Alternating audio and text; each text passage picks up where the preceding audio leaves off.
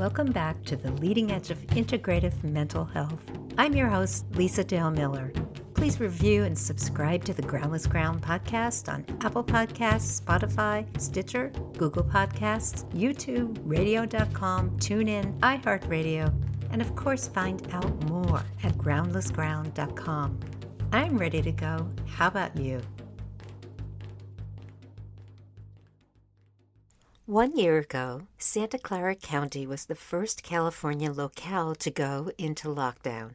As weird as that was then, little did I know how much more weirdness would ensue in the last year professionally.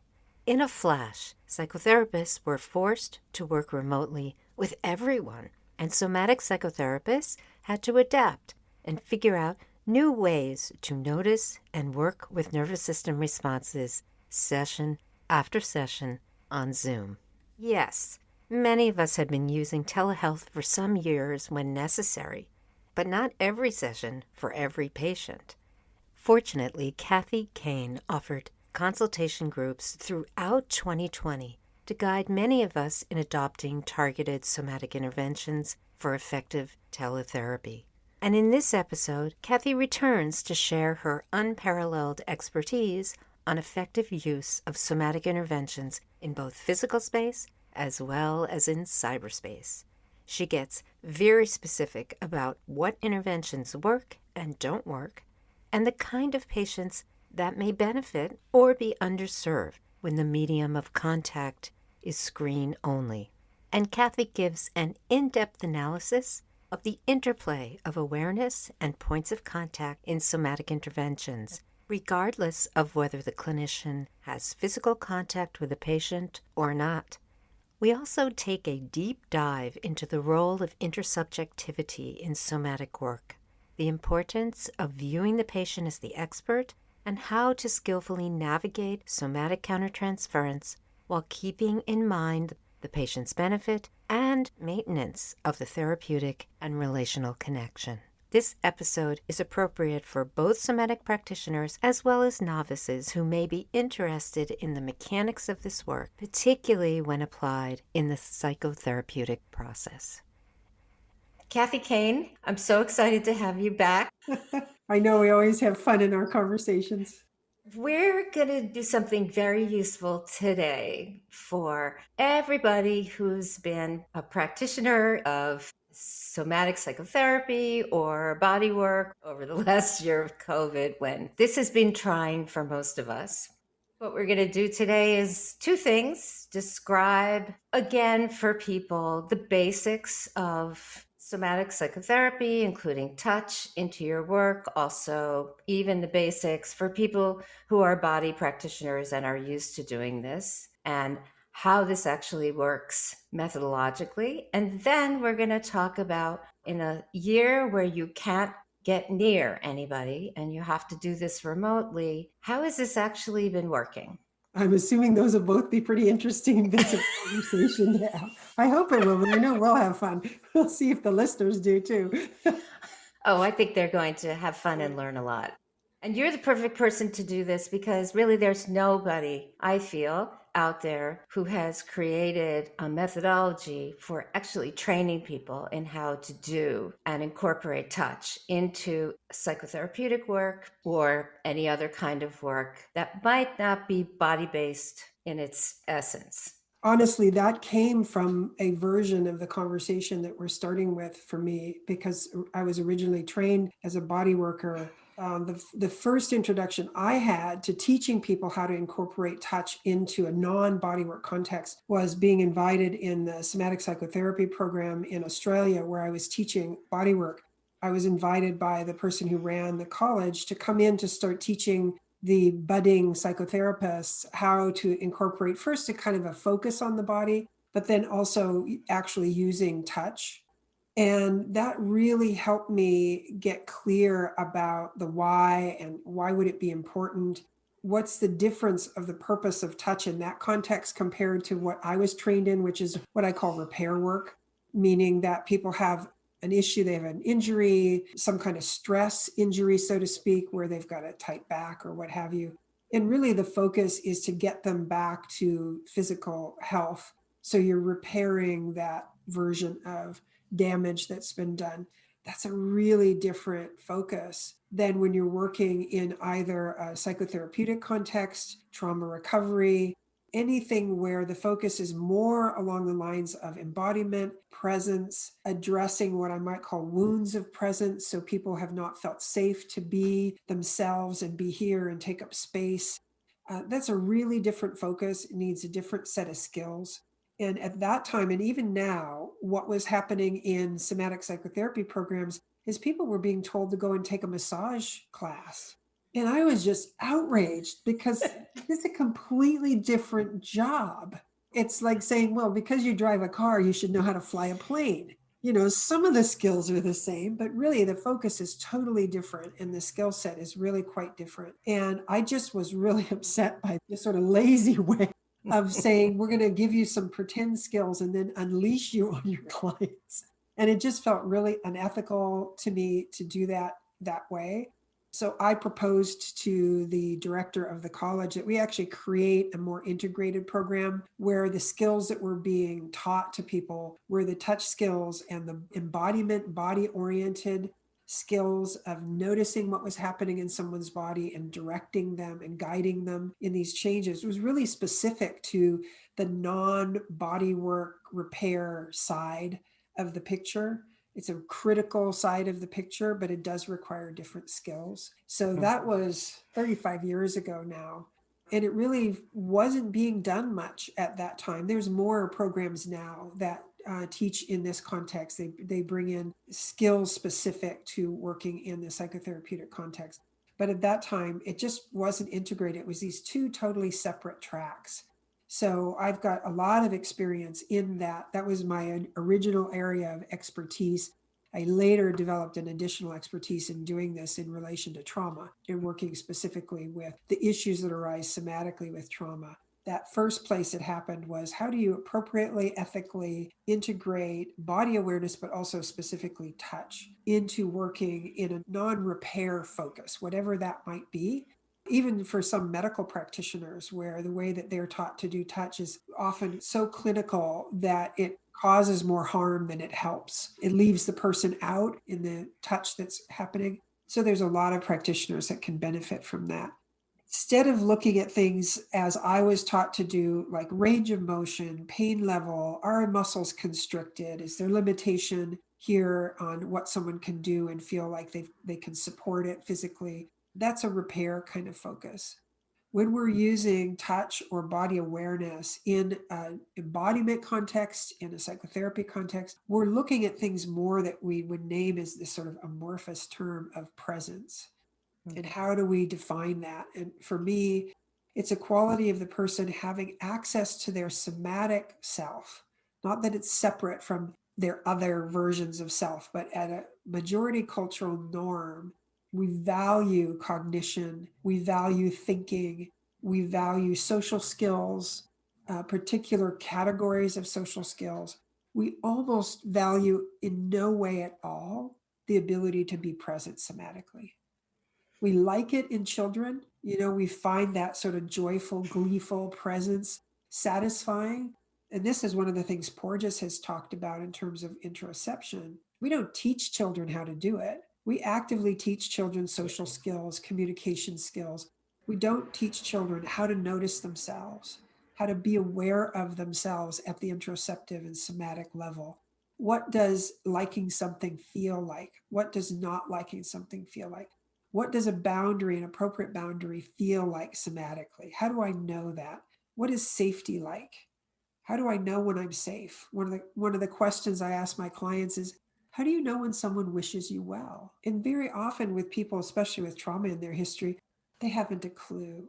That's like the ABCs. We don't expect kids to be proficient in these skills without giving them some support of the building blocks. But we then sort of assume that people are going to get proficient in inhabiting themselves and developing a somatic vocabulary for what they're noticing, how they're noticing it.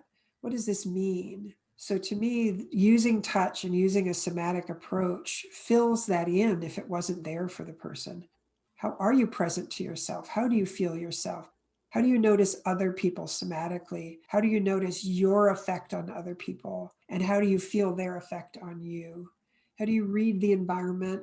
Do you have a trustworthy assessment? Is your somatic vocabulary, your interoceptive vocabulary accurate? So people with trauma histories will interpret things as unsafe that might actually be neutral. So then they're having conversations with themselves about danger that doesn't exist. And then that becomes unreliable and it's easy to lose trust in yourself. So by default, everything will be unsafe because I can't quite tell what's safe and what isn't. That's a somatic conversation and the somatic skillfulness that someone working with trauma, someone working in the psychotherapeutic side of things needs.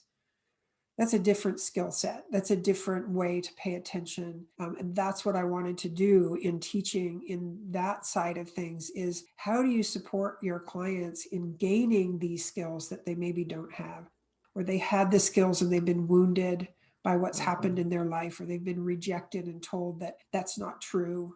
So that's a very different skill set. You don't need to know the anatomy. You don't need to necessarily even know what a muscle does. You need to have good observational skills. If you're touching, you need to have the ability to feel things like presence and lack of presence. What does a fear state feel like in someone? That's not only about muscles being tight, but when someone is feeling fearful, how might you notice that as the practitioner?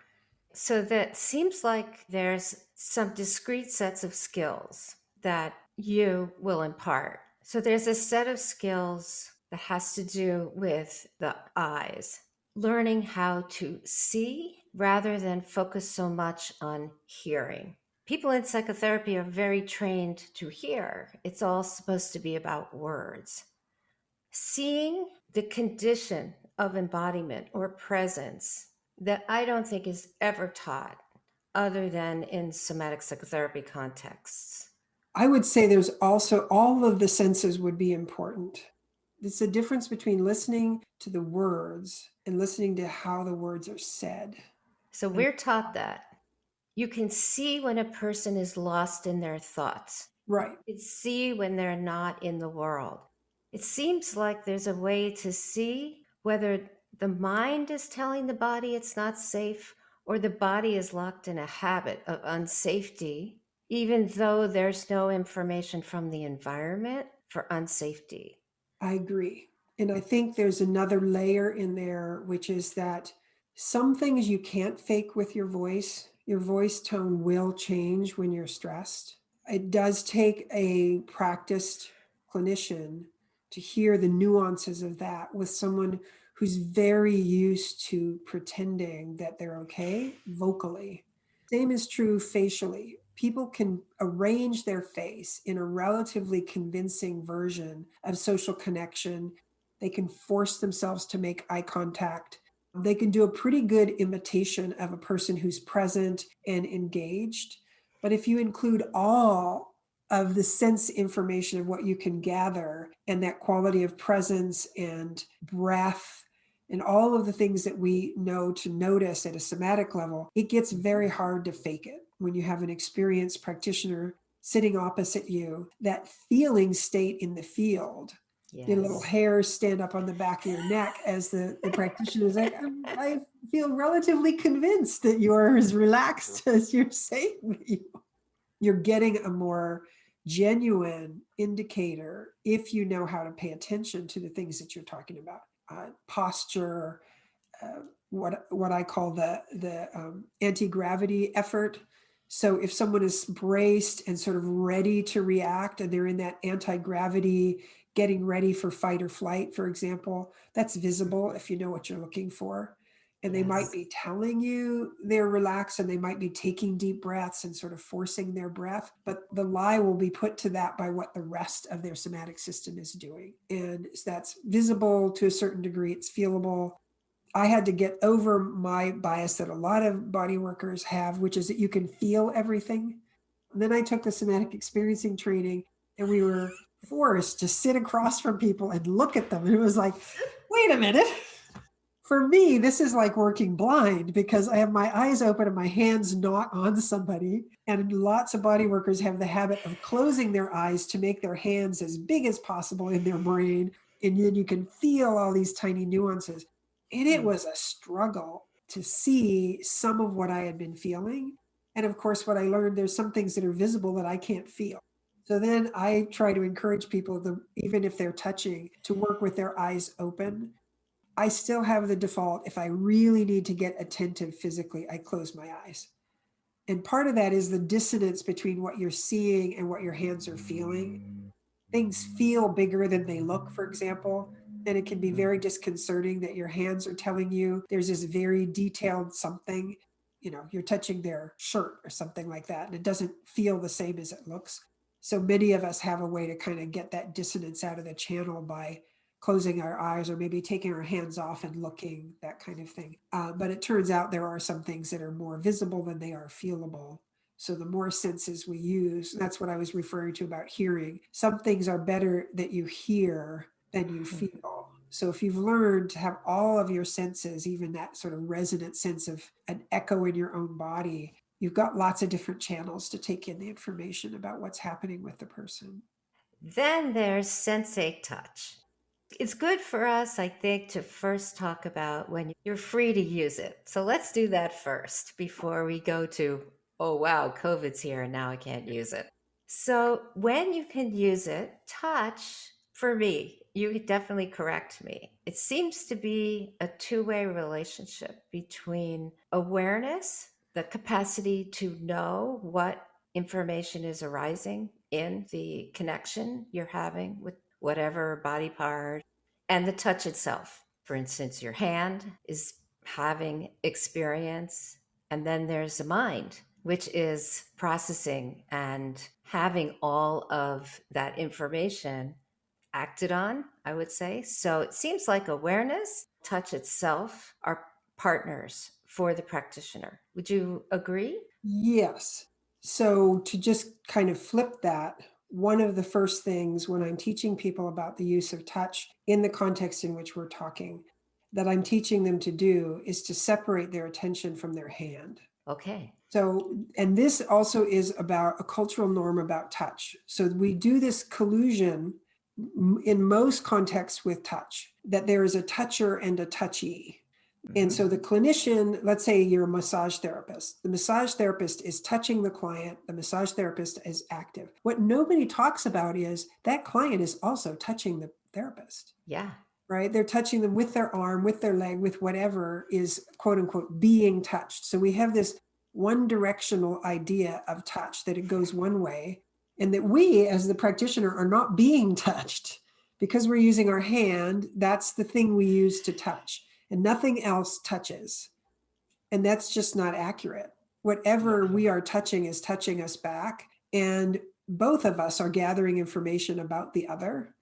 And that information we're pretending is primarily coming from the location of touch. That's a strong cultural construct around touch. The way we're talking about touch, we're using a North American, typically Northern European version of touch, and these are low touch cultures. So in an hour, it wouldn't be weird for an American to not touch another person while they're talking to them, particularly in a kind of normal social, it's not my beloved or something. In some cultures, the number of incidental types of touch are like 20 in that same hour. So in some cultures, the touch is basically just a reconfirmation of the relationship that's happening. And it would be strange to not touch a person as you're talking to them, as you're interacting with them, even when you're not in a close relationship with them, you're having a social interaction, because touch is the manifestation of the relationship. It doesn't make the relationship. It's not defined in the same way we do. So I just really feel like it's important to say we're talking about a certain social construct here, that we in a way can make a separation between the touch and anything else, our awareness, the relationship, that touch. And that's why I encourage people, let's separate your hand from all the other stuff that you're doing, that you're bundling in and saying it's touch. And this will be important for the next piece of the conversation in terms of online. The most critical part of touch is you and how you are embodying the meaning There's different kinds of touch. I can put my hand on and you will feel demand because I'm touching you with the rest of myself demanding something from you. My hand isn't doing anything different, but you will feel something. I can give touch that's reassuring, and my hand will be somewhat different, but it'll be about something else that imbues the touch with that quality of, oh, sweetie, I'm so sorry. And that relieving, coming present, and comforting kind of touch. That's a part of the training for me. Is it's not our hand that's doing it, it's us that's doing it. The hand is the instrument. The hand is the instrument for the expression of the form of touch. Just like in psychotherapy, your words are part of the instrument of helpfulness and inquiry with the client. So you better learn how to use them, how to use your voice, how to use facial expressions that match or don't match. In terms of training for touch, that's equally important because people think their hand's just going to automatically do the thing it's supposed to do. And so that all of that stuff like awareness, placement of attention, intention, what are we doing with our touch? And then understanding on the other side of it, that person's experience of touch might be very different than what we think it is. So even with the best of intention to bring caring touch, their experience is going to cause them to interpret it as demand or aggression or whatever. All of that is present the moment we touch. So it's a yes and kind of answer. Yes, there are these different layers, but those different layers are informing us about what we do with our hand.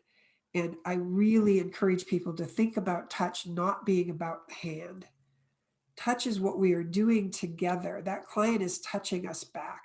And we need to be paying attention to how their touch back tells us how we are being received in the relationship. That our hand or whatever, could be the back of the hand, it could be another form of touch. With some of my clients, hands are too like problematic. So maybe we just lay a back of an arm against a back of an arm. It's sort of like, yeah, just really hardly like touch at all because our culture says this is touch, hands together, back of arms together isn't really touch. And that's okay then because it's not that charged, overwhelming, the hand is doing the thing kind of touch. It goes into that category like almost incidental touch, and we can creep our way towards the other version of it. A long-winded response to something, but I think it's important for us to recognize that touch is very culturally influenced. Our meaning making about it, the way we're considering what is touch, how we're even naming it as touch. We have a culture that says a hand does the touching and the hand is the instrument. And what I'm saying is the hand is the instrument of you and the relationship and supports that. So you better be clear as the practitioner. What are you doing with that touch? And that's your awareness. That's your intention. That's all of those things. And the hand should follow that. And that's the way I teach it. Your hand should always follow your attention. The hand doesn't come first and then you figure out what am I doing with it. You should be clear with your awareness, your intention, the relational structure that's in place, the level of trust. All of that needs to be clear before your hand gets anywhere near anybody. So the good thing is, attention can be in more than one place. So sometimes, if the hand is one place, attention could be in another place that needs care, and particularly a place that would be more problematic to touch. Either the person can't have touch there, or maybe it's harder to reach, or maybe both these places need to be attended to simultaneously. So it seems like there is a way for attention only to be the source of touch.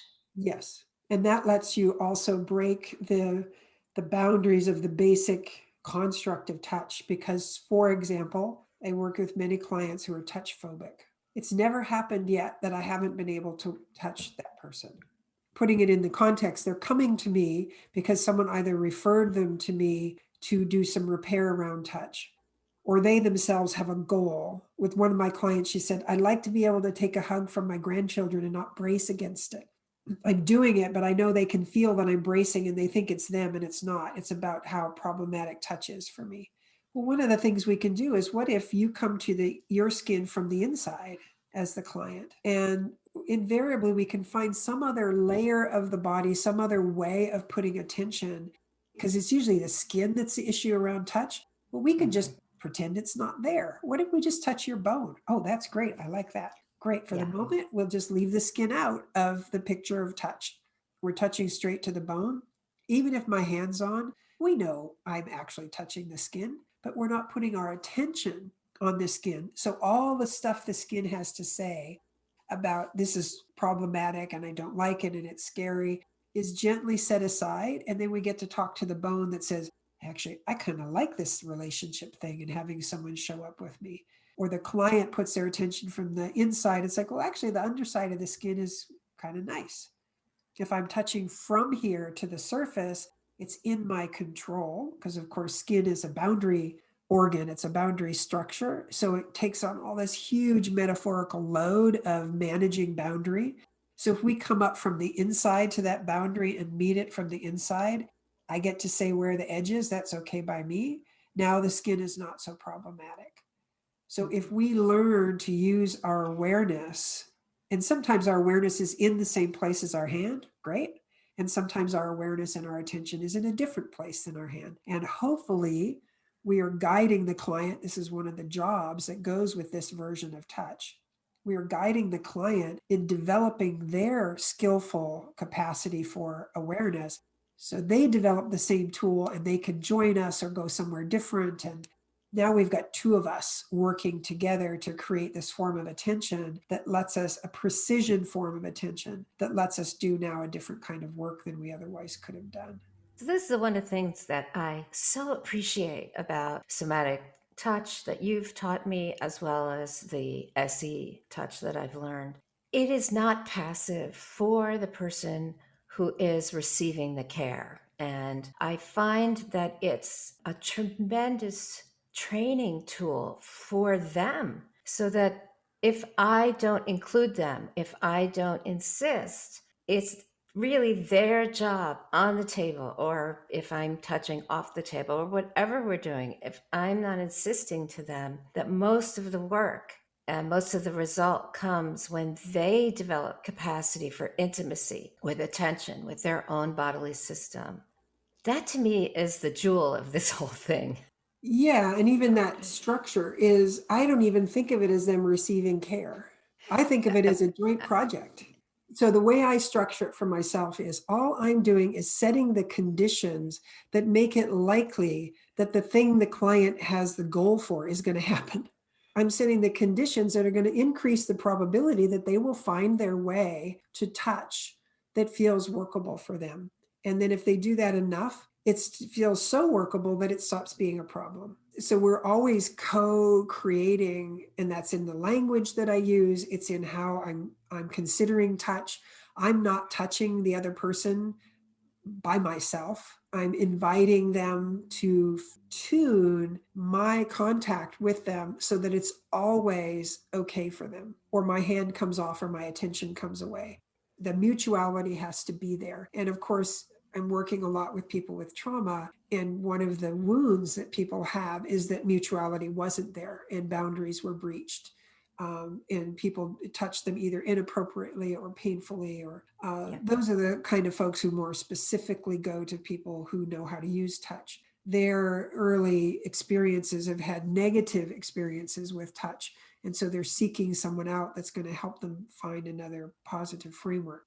Those of us who use touch get to know pretty early how we have to maneuver with people where touch has been a problem, is if they're interested in coming to a touch practitioner to heal that, just embedded in that is that touch has been a problem. So and that's the other piece going back to the beginning. I was so outraged at the lack of training for people, because who's coming to a touch practitioner but people who have negative experiences of touch? And we should therefore be having people who do touch who are even better trained in how to do it. So they've already examined the questions around the appropriateness of touch and how boundaries happen and how we get to mutuality and there's permission. And it does take a certain amount of skillfulness to work proficiently with people where it's a little bit like a minefield to get touch on board. It's always, I want to say that it's not a successful touch session when we got to touch. it's a successful touch session when the person made a different relationship with touch, which might include setting a boundary and saying no to it. I am so happy when a client finally gets supported to say, you know what, I don't want you to touch me or anyone to touch me right now. Fabulous. That's what needed to happen, is get a boundary in here, get somebody on the other side of the boundary that says, woohoo, I am so happy to have that clarity, and I ain't coming anywhere near you till you say, yes, let's do it. That's a good repair for touch. So it's not like we need to have, touch is the holy grail. We have to move towards it. But what we want is that all aspects of the self can be included, including that aspect that hungers for a sense of contact. And when we can find ways to fulfill that, that's to me very satisfying. But those are the skills we need, is to be able to navigate that as the practitioner. So I just want to reiterate something that I don't think is spoken very much in general, which aligns with what you were saying about Northern European white view of what psychology and psychotherapy sees as the relationship between the clinician and the patient. Yes. And the mutuality is not there in expertise. So there's always, I'm the clinician, I have the expertise, I know what you need, and I'm going to give this to you. This is the prevalent attitude. What I'm hearing both of us point at now is there's nobody that knows the patient's body, mind, heart better than them. Mm-hmm. They're the expert in them. I may have some skills that can help them to either transform certain aspects of it or to know themselves in different ways. But ultimately, they are the expert. They're always the expert in my mind. Mm-hmm. And so I'm hearing both of us say this kind of mutuality and intersubjectivity has to be on board in order to do this kind of somatic work with patients and to have it work. Otherwise, it's just more of what they've seen before. Oh, there's somebody here who's telling me to do something or to be something. Yes, I agree. And there's even an additional element to that, which is that it does put a certain demand on us to address our own issues around our embodiment. Because then Yeah. you can get not just about this sort of hierarchical, I know what to do and I'm going to tell you how to do it, but you can meet another person who's feeling shame about what's happening. One of the really disappointing things that happened when we were writing Nurturing Resilience, we did our best to trace any popular press information back to original research. So we really wanted the bibliography to be a resource for people to find information about all of these topics that were even vaguely related to developmental trauma. And I got curious, what is the information out there? Do we have any research about what happens on the part of the practitioner when they're working somatically? I found one research study that had been done in Ireland. This is a few years ago now, so there might be more. It was done only with female clinicians, which befuddles me why they did it that way. And the really disappointing thing was the majority of the practitioners felt a sense of shame when they had any somatic response to what was happening with their clients. And so I was thinking, oh, so maybe it's like people who are feeling some sort of sexual response or something like that, that they've been taught, we have to keep these boundaries professionally. So I looked more deeply into the research, and that was like the minority of it. It was when they felt anything somatically. It was like, I'm not supposed to be feeling this. I'm having a response. My breath is changing. I feel something more in my own body when the client's feeling something. And people felt a sense of shame about noticing their client somatically. And I was sitting there thinking, I've spent my life teaching people how to do that. It's like the most important skill is to be responsive somatically and be present to yourself and get clear about your own opinions about what you feel in response to a client and be open to that communication. And I think because we don't really effectively teach people these somatic skills. Clinicians are left to kind of stumble upon them themselves. We don't put the same demand that we would. You had to do supervision. Anyone who gets a license has to start, like deal with your issues. So they're Mm. less likely to interfere in the therapeutic relationship. We don't put the demand on people to do their somatic work, to deal with their somatic issues. So they're not, I mean, of course, we can't be robots in that way. We're going to have responses, but at least know what's you versus what's your client, what's you responding to your client, what's your vocabulary. So when I feel this thing, it often means the client's feeling afraid. So this is informational for me. And I'm not going to then let myself be moved into my fear and then shut down what's happening with the client because I feel afraid. I Yeah. can't tell you how many times I've done consultations with people who work with trauma, and they'll say something like, and then the client got too activated, Right. and Yeah. interpreted that to mean the client's too activated because I now feel afraid. And so then they're interfering with perhaps a really wonderful thing that was happening with the client because the clinician now has been picked up by what's going on and moved into their own activation state.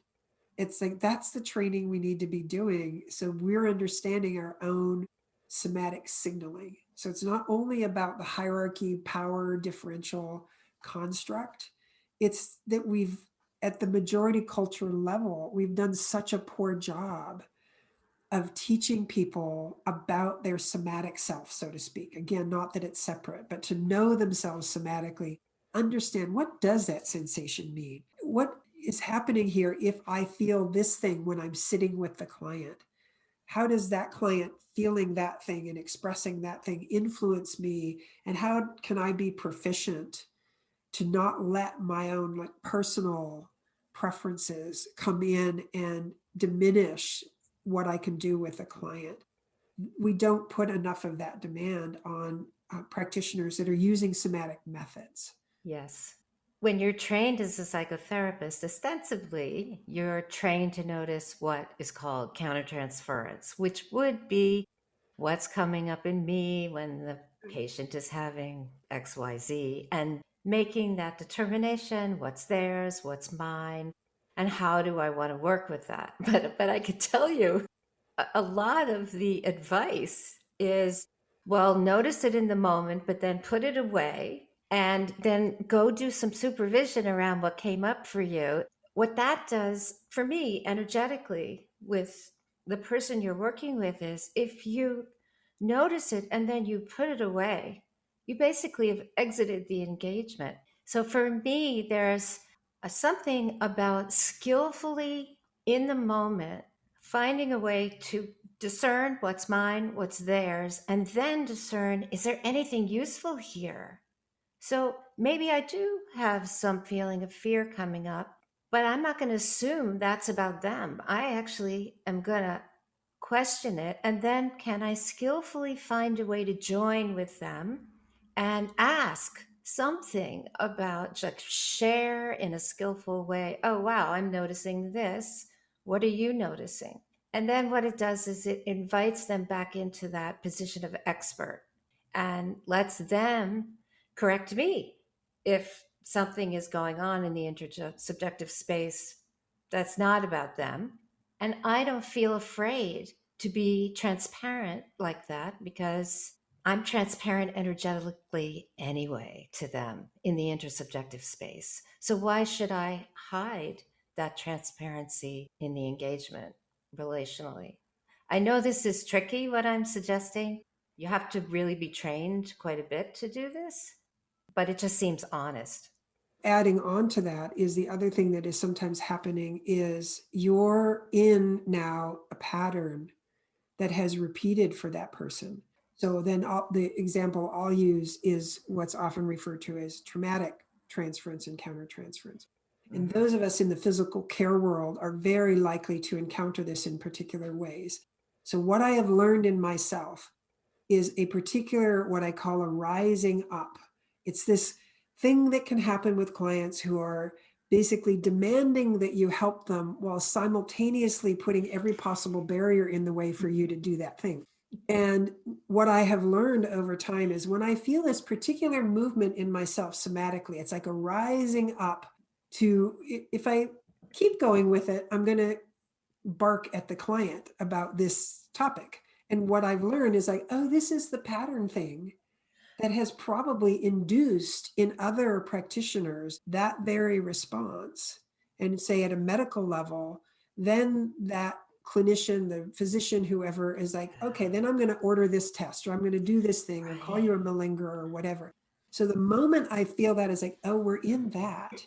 And this is a client that has been subjected to those responses repeatedly, and that's getting elicited in me. And so then it's a version of what you're saying is, instead of me doing that familiar thing, I can sit back and say, so, it's probably really frustrating that you so need help and nobody's been able to find a way to Yeah. help you. So let's sit here and back up. And it's my same kind of thing. It's my indicator to say, okay, let's back up and have a different category in conversation, acknowledge what's in the room.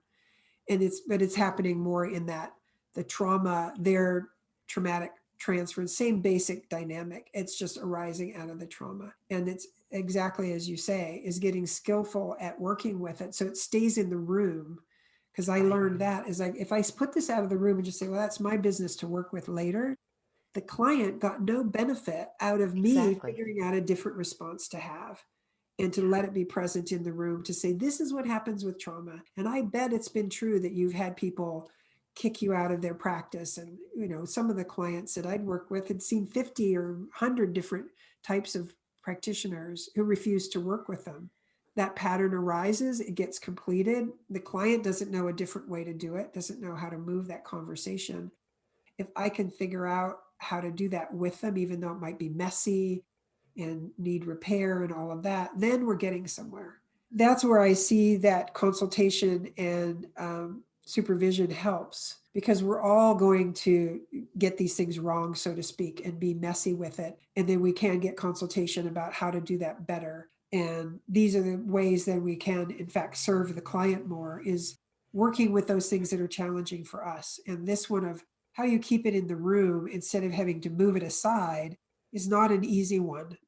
So it's not, we shouldn't put the pressure on ourselves to be able to do all of it well immediately, but it is something we can learn. I just, in one of the consultations I did recently, we had a conversation about a category of trauma that is not one that is used, as far as it's certainly not used in the somatic experiencing model, and in some of the other models I'm familiar with. But when I went looking for the different categorization systems that are out there, one of the categories that was really relevant for me was the hearing of bad news. And for those of us in the physical care world, we very often have to deliver bad news. Or, like as a medical practitioner, you're giving someone the information about a terminal diagnosis or something like that. I'm often having to work with clients with the side effects of them hearing bad news. They're not going to recover from their brain injury in the way they thought they were. They do have a terminal diagnosis, or they have the diagnosis of a chronic disease that's going to be with them for their lifetime now. And it is another category of trauma. And I really felt like I just had to reinvent the wheel here. I didn't get any help for how to do this. And I was kind of surprised to hear that in the medical world, there isn't actually a lot of training for people. And there is a group of people that have been working on supporting each other for doing a better job, because COVID has put an even bigger, intense demand on Yeah. that category of how it is that you bring bad news to people. And I think those are the kinds of places that reaching out to colleagues and going out to people in other professions that have had to figure this out ahead of you is really helpful. And for me, Judith Herman's book, Trauma and Recovery, I still don't know of any better description of traumatic transference and countertransference. That was the place for me where I felt like I started learning about it and how to navigate a bit better of what is elicited in me somatically in these somatic kind of conversations with clients, where that countertransference will get triggered, it particularly by this construct that it's our job to help somebody. And that goes back to what you were saying before, is that you are giving, in a way, this sort of service to the client, in that you are doing the thing. That's the structure that we have in various versions. And here we're talking about it's my job to help the person somatically. And that sets us up for exactly these kind of dynamics. And so I think just finding ways to educate ourselves about what's going to be elicited in us somatically. And as you said, what's useful here, what's not information. One of the challenging things in learning to work, particularly with touch, is you'll feel 100,000 million things at any one moment. Are any of them important? Are any of them the things that you will use to figure out how to respond to the client? And so there is this learning the filtration process. Yeah, not relevant, interesting, but not helpful. What do you let go by in your awareness? And what do you learn to latch onto to say, that's the thing I'm going to follow? That's the thing I'm going to respond to. Here's some important information that tells me, as the practitioner, what do I do from here? And that is learning, that is practice. It's not, you're not automatically going to know those things until you've had a chance to work with it. So, one of the things that I could take a moment to do before we switch gears and go into how all of this has been playing out in the last year, I work a lot with physicians as patients. There is a distinction. I know there used to be this term compassion fatigue, but that actually is a completely inaccurate term. The actual term is empathic distress. Compassion and empathy are two completely separate brain networks. The empathic brain network is tied into the insula, which is the part of the brain that processes pain, both physical as well as social and emotional. In order to have empathy, you have to have the ability to simulate the actual pain.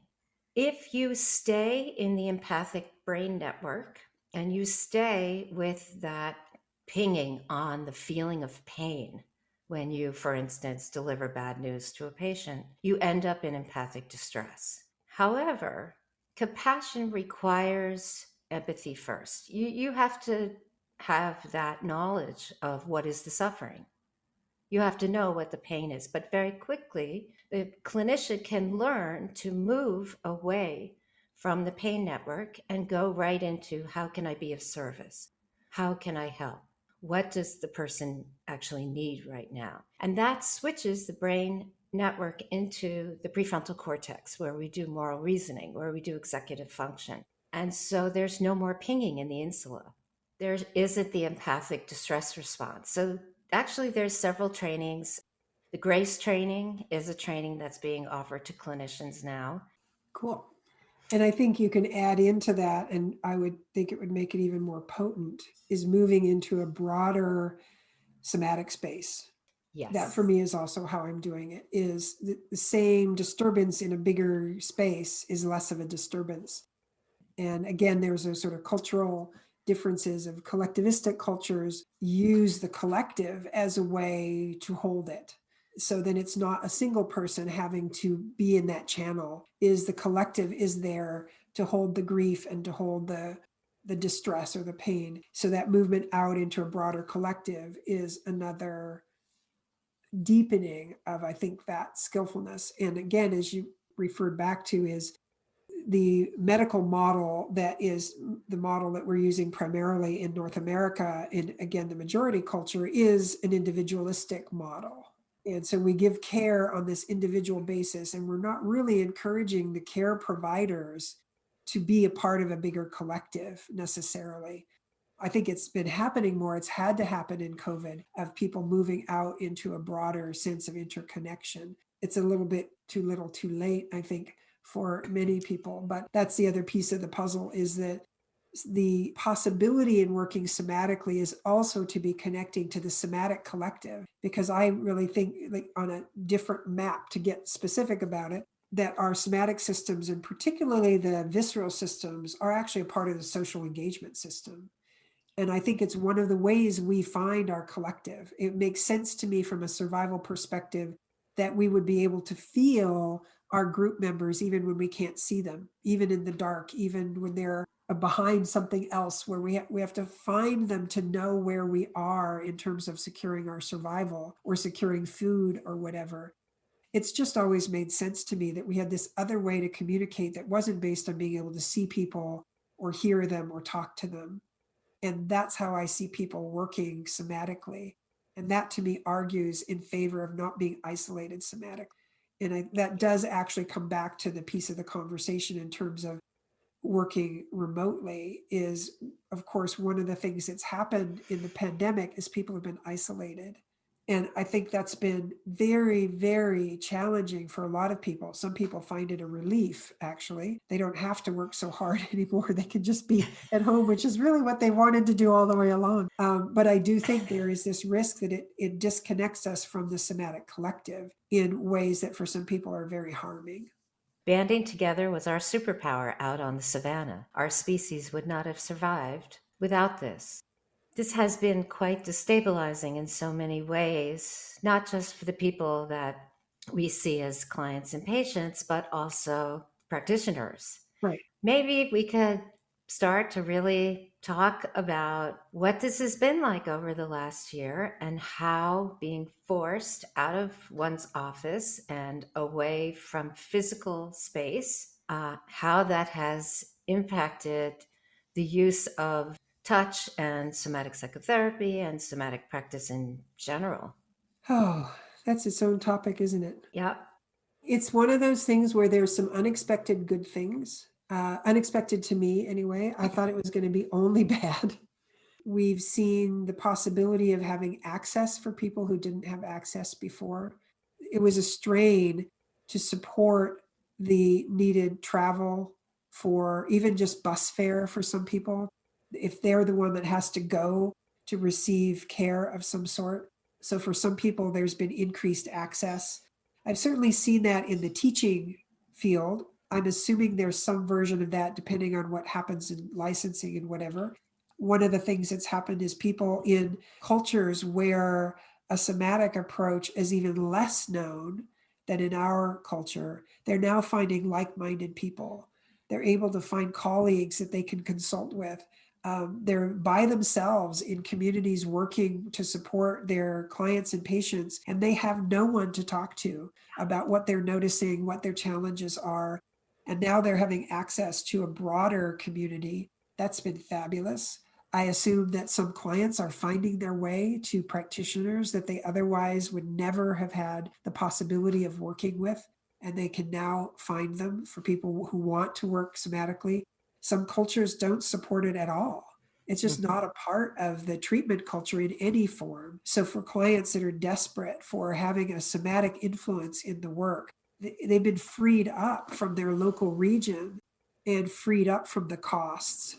And for some people who were having to travel and stay in places for extended periods to get help for their family, for example, they're not having to do that. So that's one benefit that I've seen. The other benefit is it puts pressure on practitioners to be more precise. One of the things that I've known from early on in teaching clinicians how to incorporate touch is for some people, it becomes the thing they do when they can't figure out what else to do. And so one of the things from the Wow. very beginning that I've been saying to people is there's two big contraindications for touch that have nothing to do with the client. The first one is you're using it because you can't figure out what else to do.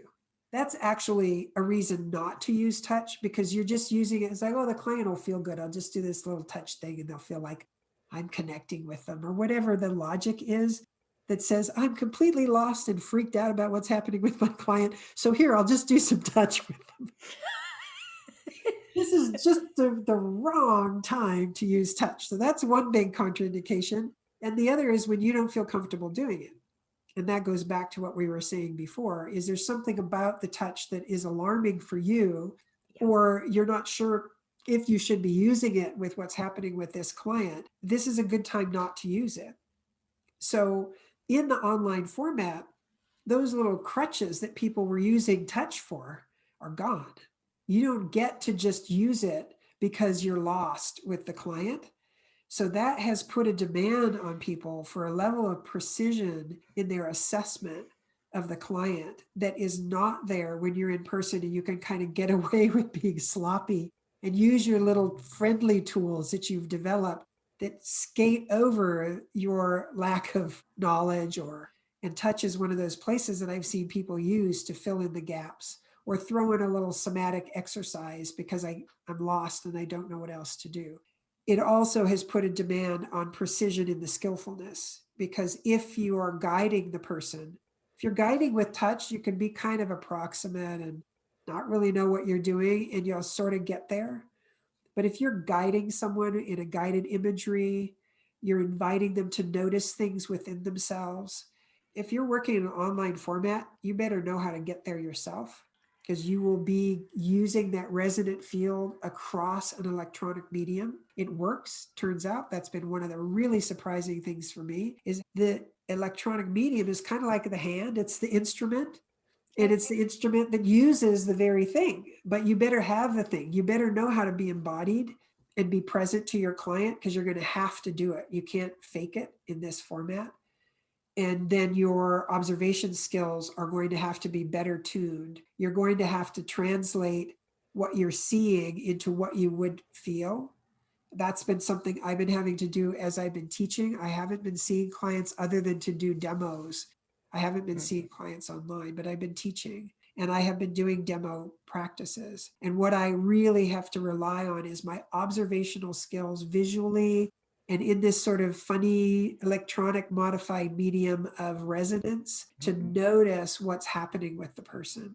And I really noticed it recently. I was doing a demo. We had 3 people. So we had an observer who was going to step into the role of clinician, because part of the exercise, which we've always done as an in-person exercise, that I am not recommending you do this with the client. It's educational for the practitioner only, but you turn your back to the client. It's to trigger a neuroceptive response.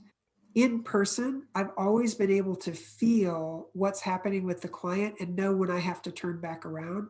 I could not figure it out. I needed the other observer to come in to say, turn back around. I was like, okay, so that's important to know. I've lost some way of reading people that I can get when I'm in person with them that doesn't translate into this online format. So, do you think that that's a proprioceptive property you can't have unless the organism is actually in physical space with the object of perception through proprioception? Through some system. I don't know. It's curious. It's recent that it happened. It's like, so this is new information for me about the things that don't work well in this format. And now I can say, this is one of the things that doesn't work well. I don't have the same access to the field 3-dimensionally that I do in person. So I don't have my well-developed tactile system, my hands, to get in there and give me more information if I'm not sure what I'm observing otherwise. So I don't have that. And I don't have that other resonance. And so I'm going to assume that it's also not there for the client. So we're Yeah. losing something that I can't quite yet figure out, because I can say the online work seems to be working really well. I'm hearing that from lots of practitioners, that things are going well. Some people are saying some things are going better. I'm assuming because of the demand for the precision, and also for some clients feel safer. They're at home. And the engagement. Because Yeah. it's possible some of the clinicians who it's going better for, they are having to involve the patient more rather than thinking they're doing everything. But it's interesting that you bring this up because I hadn't thought of this. There's a lot of people I work with who are extremely disembodied, and I mean to the extreme. They have no body awareness whatsoever. And there's a lot of times when I'll spend time getting them to experience proprioception. Like we think we only see through our eyes, but my experience is all the cells in the body are like eyes and they can actually see and feel everything around them. So if the person's in training on the table and you turn your back to them, your back is still seeing them. So maybe that's why you can feel when it's time to turn around and we can't on Zoom. Well, I certainly couldn't. I would have thought I could. I actually, because so much else has translated, it was really a surprise. And the person who was in the observer role, who became the practitioner, was saying, oh, I liked it. I could see so much more in her neuroceptive response. It's like, yes, but I couldn't with my back to her. And so the things that I have heard consistently from people and what I've observed that don't go well, people who really need to feel you, to know where they are not being well served by this. People who really don't have reliable access to safety. They're being Yeah. served in the sense that they can stay at home, but it's not necessarily building their capacity to build a greater safety system. And those who really are deeply disconnected from their somatic system, I don't think this is enough from what I'm seeing. This isn't enough to build the skillfulness. What I can see is for practitioners who already had some skills in working somatically and in touch are doing very well transferring over to this format. Those who have no experience are struggling a bit with it because Oh, yeah. they don't already have the tool to use to adapt it for doing online. And the same can be true for the clients. For clients who are well underway, they've made this transition, and the people that I'm doing demos with are generally people in the training. Although I've done a few with, I specifically have chosen to work with people who don't have that background because I thought it's important for people to see what it's like to work with someone who's not already a professional at this, so to speak. And still, it adapted pretty well if people had already been doing a lot of somatic awareness for themselves. But just starting out, I think in person work is really going to be critical. I'm actually hearing you kind of come up with a set of categories for which remote is not appropriate and categories for which remote actually is pretty good. Yes. And I've seen that, for example, my daughter in law is a therapist, and she was working at a clinic that serves some of the most underserved members of the community for mental health.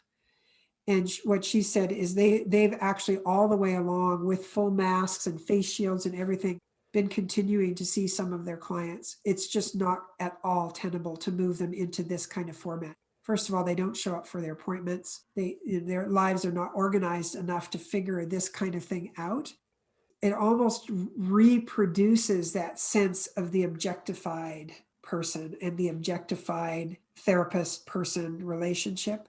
It's frightening for them. And so she said they've just all the way along abiding by the government guidelines. It's been an essential medical service to provide people who are in these categories of the most need.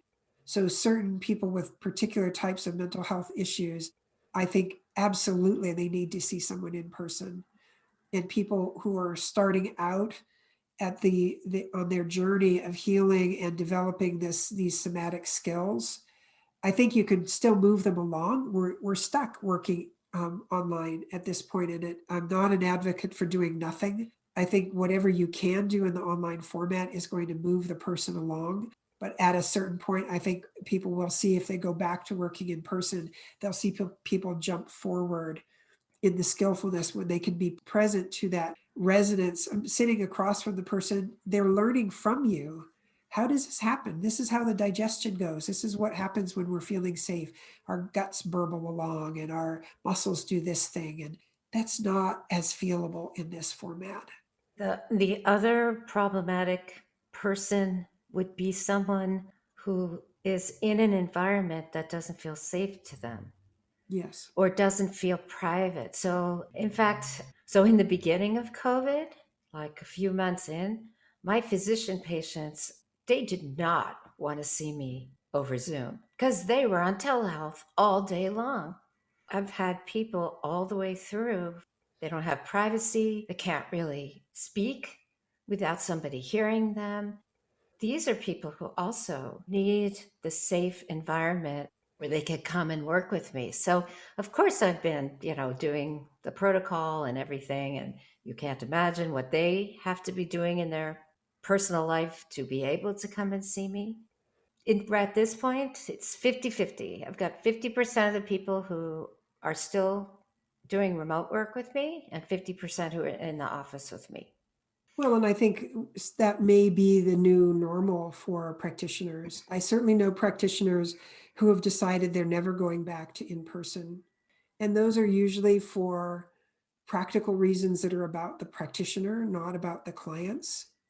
It's expensive to have office rent, and they've discovered without the burden of the office rent, they can see fewer clients and do better self care for themselves. and it just works better for them to not be commuting. Those are the kind of choices people are making that are not about clients. Other people are not going back to in-person work for the reasons I referred to earlier. They're working now with clients that don't have access if they're doing it in person because they're living other places where they don't have access to this work, and people have made the decision to serve a different population of clients that they can do in an online format. And then other people are having this kind of mix. They have some clients who are actually preferring the online work. It's easier for them. And then they have clients that the minute you can come back in person, I want to be seeing you.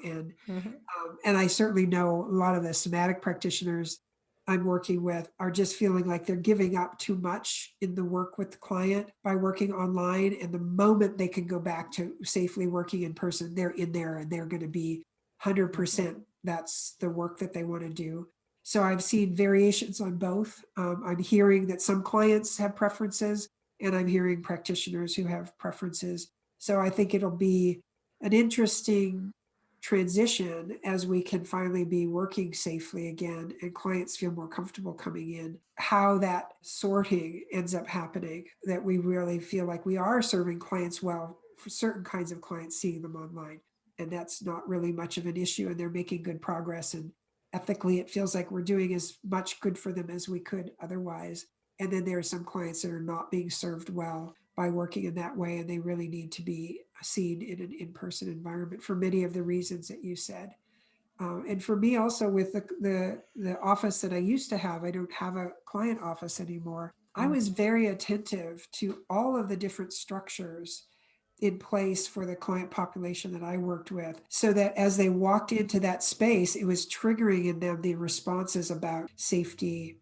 This is a place where I get to be who I am, and there's someone welcoming of me. And there was something about the physicality of that I think is important, that it induces a certain somatic state that is the state we want the person to spend time in. It's a state they don't get to spend that much time in elsewhere in their life for lack of safety, or and the in-person space can do that in a way that the online space can't. So, are you shifting the way you're doing the somatic practice trainings to emphasize or incorporate some of these skills that people really need if they're going to see people remotely? Yes, and that was really, I had not planned to do that adaptation, do the touch programs in an online format, but I got so many requests from people who were basically saying it's going to be a year, but still that I'm going to be working in this way, and I'm making the best of it, but I need help in how to deepen some of the skills that are being demanded in this way. And as I moved more into teaching, I realized there's a lot of good stuff that you can do in this format if you're attending to some of the pieces of the puzzle. And I think recently I read an article about Zoom fatigue and why they think some of it is happening. And there was some really interesting information that made sense to me in terms of the gaze.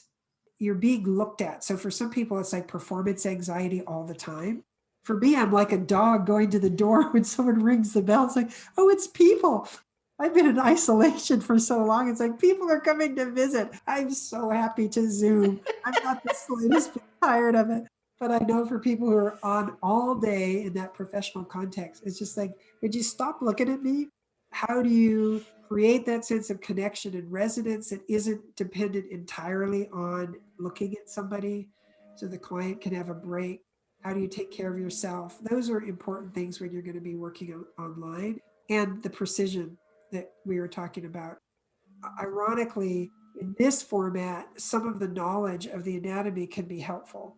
I've not been one that has really felt like you have to know these details in order to do touch work well in this context.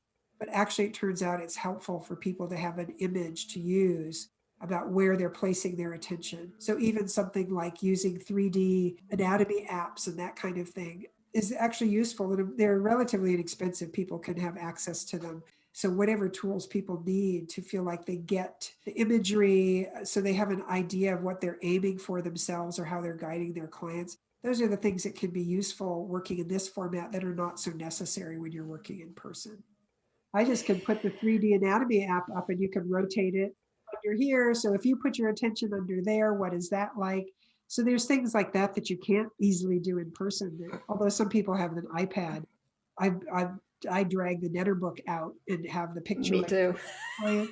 So we're kind of doing the same stuff we've been doing in the office, or just finding a way to do it in an online format. In some cases, it's just a little bit easier. Well, Hmm. this is what we're figuring out: is what works, what doesn't work, who does it work for, who does it not work for, including us as the practitioner. And then as we make these transitions, the transitions are going to be tricky. We know that. I have colleagues in Australia. I've done a lot of watching what's happening in Australia that's done a really good job of Yeah. managing the pandemic overall. Life is mostly back to normal. And Hmm. still, they have outbreaks and need to pause and go back into lockdown in small regions or small ways, certain professions or what have you. So I think we're going to have a bumpy road with that for a while. Adaptation is the thing we're all going to have to be good at. Adaptation is what human beings are excellent at. That's right. The other thing that I know that's happening is just a level of fatigue from the intensity of support that many people who have been able to continue working online, which is not every kind of practitioner, needs from people for the assistance that has been provided have been so intense. I know many, many practitioners are just getting worn out, and we're not done yet. It's not just self care, but it's community care of how we connect with each other, how we attend to ourselves from the very beginning, the very first community thing that I did with the SE community. What I was saying is, we are seeing the beginning of a huge trauma wave now. And that was not quite a year ago, and we're still in it. And so I think supporting our clients, supporting ourselves in whatever way we can, even if it's not the ideal structure, is so important for all of us to come through on the other side with as little damage as possible. Because even after we're apparently immediately done with the pandemic itself, the aftermath is still Yeah. going to be coming. So if that means just clearing your schedule for a bit to have a break, even when you have clients that seem still pretty desperate, otherwise we're not going to be able to provide care for people. And that goes back to the empathy fatigue. It's one of the things when I did my master's thesis, I interviewed practitioners and teachers. They were all educators that had a minimum of 30 years of experience. In this case, it was about teaching in relation to trauma. The majority of them had serious health issues. It was very sobering for me. I came away with it. It's like, that's going to be me if I'm not building into whatever I'm doing some way to recover myself and some way to work with what happens when you're holding the difficult things that happen to people. And so, if people haven't already developed those methods for themselves, we absolutely need people to do that. My experience has been, it's the most experienced clinicians that have been bearing the biggest burden of being helpful. Yeah. Before we come to a close, for the physicians and therapists who are still doing anywhere from 6 to 15 Zoom sessions back to back to back all day long, is there any one simple thing you would recommend that they either do in between the sessions or they do during to be a little more soft, a little more present, a little less strained? I would give two suggestions. Is the first is to recognize that the technology is not the thing you're doing. Really, it's the person opposite you that's the important thing. And whatever way you find that person is critical. And it's easy to get lost in the technology piece of it and have that be the interface rather than the person. And the second one is related to that, which is, whenever you can, untether yourself from your screen and invite your clients, your patients to do the same. Is, we can look away, we can do the things we would do in person. The screen demands us looking in a way that we don't in person. And so if we find a way to not have the gaze and this sense of staring into the screen be the way that we know we're there, that's really helpful. Is come back to yourself, find yourself, untether yourself from the screen, and keep in mind that that person is still there, and invite your clients to recognize that you're still there. even when we're not looking apparently directly at each other. Wonderful. You're still offering trainings, which is great. Yes. It seems like you and Tony are still doing the emotions trainings as well. Well, and interestingly, we had that conversation because, of course, Tony is another big touch advocate. We taught together for many, many years, and we wanted to make the decision, are we going to go back to offering them in person? In part because the travel to and from Australia is a bit problematic. They've really closed their borders. And both of us really felt like the benefits of continuing to do the training in this online format far outweighed the negatives. And part of it is access to the global learning community.